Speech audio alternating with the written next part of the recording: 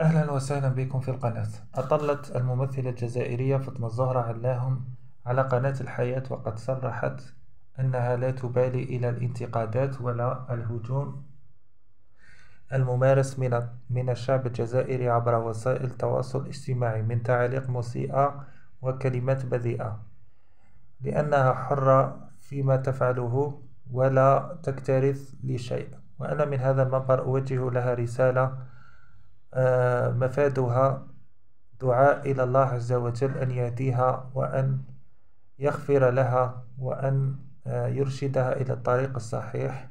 فمثل هذه التصرفات لا تمت بصلة إلى المرأة الجزائرية ولا المرأة المسلمة، وكذلك يتعارض مع سنها الذي تجاوز 60 سنة، فما من المعقول أن ترقص بتلك الطريقة.